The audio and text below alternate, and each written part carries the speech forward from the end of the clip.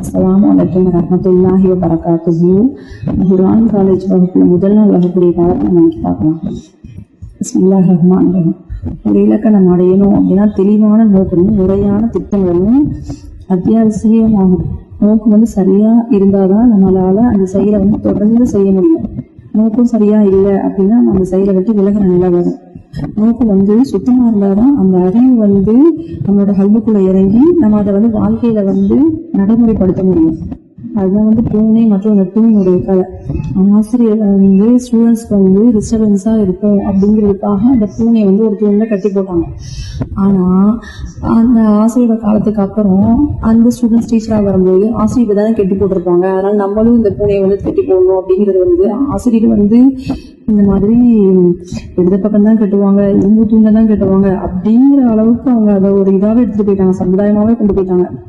Class ஆரம்பிக்கணும் அப்படின்னா பூனை தூண்ல கட்டணும் அப்படிங்கறத ஒரு காரணம் தெரியாம அதை அப்படியே கண்டினியூட்டி அப்படியே கொண்டு போயிட்டே இருந்துட்டாங்க. அதான் பல நேரங்கள் மக்கள் ஒரு செயலை அவங்க உண்மையான ஒரு நோக்கம் தெரியாம அதை ரொட்டீனாவே அவங்க வழக்கமா செய்ய ஆரம்பிச்சிருவாங்க. இது வழக்கம் மட்டும் போதாது, நோக்கம் ரொம்பவும் முக்கியம். நோக்கம் சரியா இருக்கணும். இந்த குர்ஆனிய வகுப்பில் நான் ஏன் கலந்துக்கிறேன் அப்படிங்கிறது எனக்கு புரிஞ்சாதான் என்னால இதை சோர்வு இல்லாம கொண்டுட்டு போக முடியும், தொடர முடியும். இதை நான் கண்டினியூட்டியா பண்ண முடியும் இன்ஷா அல்லாஹ். நபிகள் ஸல்லல்லாஹு அலைஹி வஸல்லம் மறுமையில் நடக்கூடிய விசாரணையை பத்தி சொன்னாங்க. அதாவது முதல்ல தீர்ப்பு அளிக்கப்படும் 3 வகையினர் பத்தி சொன்னாங்க. ஷஹீது, மேலும் செல்வந்தர், அறிஞர். அந்த அறிஞர் குர்ஆனை அவங்க படிச்சு அதை மற்றவங்களுக்கு கற்றுக் கொடுத்தாங்க. ஆனா அந்த அறிஞரோட அந்த பின்பற்றல, அதன்படி அவங்க நடக்கல. நல்லது சொல்லி கொடுத்தாங்க, ஆனா அதன்படி அவங்க நடக்கல. அவங்க நரகத்துல எரியப்படுவாங்க. ஏன்னா அவங்க நம்ம நல்ல ஒரு அறிஞர்னு மக்கள் சொல்லணும் அப்படிங்கிறதுக்காக அவங்க அந்த நோக்கத்துல அவங்க செஞ்சாங்க, அதை அவங்க பின்பற்றல. அதனால அவங்க நரகத்துல எரியப்பட்டாங்க.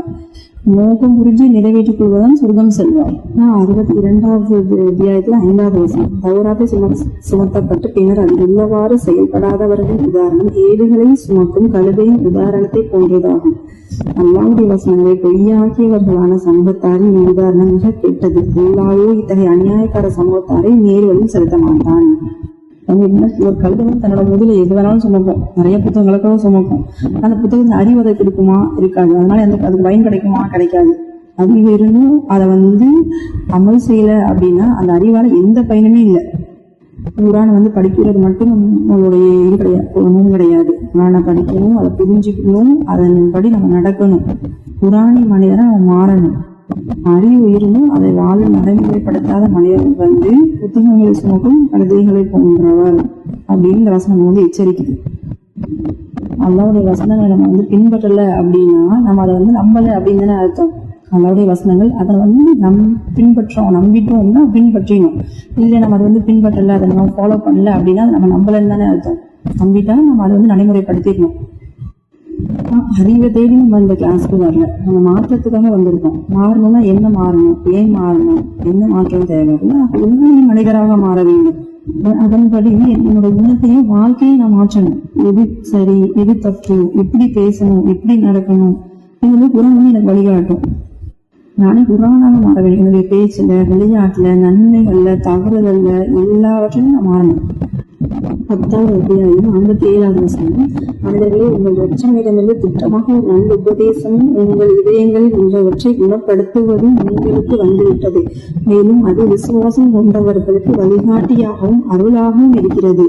உள்ளத்துல நோய் இருக்கிற சந்தேகம், பொறாமை, பயம், இதுக்கெல்லாம் குர்ஆன் ஒரு அருமருந்தாக இருக்கு. அல்லாஹ்வுடைய வார்த்தைகளை உண்மையாவே நம்ம சிந்திச்சோம் அப்படின்னா மனம் அமைதியாகுது. எது நம்ம செய்யணும், எது நம்ம செய்யக்கூடாது அப்படிங்கிறது குர்ஆன் தெளிவா வழிகாட்டுது. ப்ராப்பர் நம்ம அல்லாஹ் என்ன சொல்லியிருக்கோம் அப்படிங்கிறத கரெக்டா ஃபாலோ பண்ணி குர்ஆன் நம்ம பின்பற்றோம் அப்படின்னா அல்லாஹ்வுடைய அருள் நம்மளுக்கு கிடைக்குது, மன அமைதி கிடைக்குது, மறுமையில வெற்றியும் கிடைக்கும் இன்ஷா அல்லாஹ். நம்ம ஒரு உண்மையோட நம்ம அந்த குர்ஆனை நம்ம அணுகினார். அதாவது கல்வி நம்மளுடைய சிந்தனை, குணம், வாழ்க்கை எல்லாத்தையும் மாற்றும். குர்ஆன் மனித இதயத்திற்கான அறிவுரை, மருந்து மற்றும் அல்லாஹ்வின் அருள்.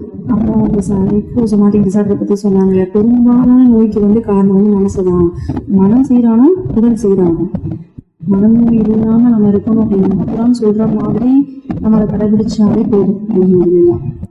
அல்லாஹ்வை நினைவு கூறுவதனால்தான் இதயங்கள் அமைதி பெறுகின்றன. என்ன பிரச்சனை, என்ன ஸ்ட்ரெஸ் இது இருந்தாலும் நான் தனியா இல்லை, என்னோட அல்லா இருக்கான், என் கூட அல்லா இருக்கான் அப்படின்னு நம்ம நினைக்கிறதா நம்மளோட இதயத்துக்கு பலம் தரும். அல்ஹம்துலில்லாஹ். இன்னைக்கு நான் குர்ஆனின் மனிதரை நம்ம எப்படி மாற அப்படிங்கறத ஒரு ஆரம்பமா பார்த்தோம். ஒரு உண்மையான குர்ஆனின் மனிதர் குர்ஆனை ஓதுபவர் மட்டும் கிடையாது, அவங்க அதை புரிஞ்சு கொள்ள முயற்சிக்கிறவங்க, அதை தன்னுடைய வாழ்க்கையில நடைமுறைப்படுத்துறவங்க. குர்ஆன் நம்ம படிக்கிற வெறுமனே புத்தகம் கிடையாது, அது நம்ம வாழ வேண்டிய வழிகாட்டுதல். ஒரு நோக்கம் மக்கள் பாராட்டுவது கிடையாது, அல்லாஹ்வுடைய திருப்தியை நம்ம அடைவது. நம்மளுடைய உள்ளத்தை குர்ஆன் நம்ம சுத்தப்படுத்தணும். அல்லாஹ் குர்ஆனை எங்கள் இதயத்தின் ஒளியாக, வாழ்க்கையின் வழிகாட்டியாக மாற்றுவாயாக. எங்களை குர்ஆனின் மனிதர்களாக மாற்றுவாயாக. ஆமீன். அஸ்ஸலாமு அலைக்கும் வரஹ்மத்துல்லாஹி வபரகாத்துஹு.